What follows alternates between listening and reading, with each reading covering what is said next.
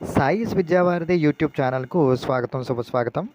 ఇవాళ daily current అఫైర్స్‌లో భాగంగా మనం ఒక అతి ముఖ్యమైన కరెంట్ అఫైర్ బిట్స్‌ని అయితే డిస్కస్ చేసుకోవడం జరుగుతుంది.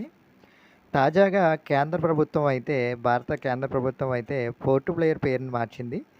దాని యొక్క ముఖ్యమైన విషయాన్ని ఇప్పుడు మనం కూలంకషంగా తెలుసుకుందాము. పోర్ట్ బ్లేయర్ ఇకపై శ్రీ విజయపురం పేరు మార్చిన కేంద్రం. అండమాన్ నికోబార్ దీవుల రాజధాని పోర్ట్ బ్లేయర్ పేరు మారుస్తున్నట్లు కేంద్ర ప్రభుత్వం అయితే ప్రకటించడం జరిగింది. ఇకపై దీనిని శ్రీ విజయపురంగా వ్యవహరించాలని నిర్ణయించినట్లు కేంద్ర హోంశాఖ మంత్రివర్యులు శ్రీ అమిత్ షా శుక్రవారం అయితే ప్రకటించడం జరిగింది.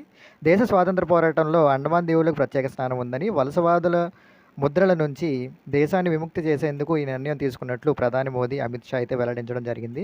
భారత స్వాతంత్ర్య పోరాటంలో సాధించిన విజయానికి ప్రతీకగా ఈ పేరు పెట్టినట్లు షా తెలిపారు.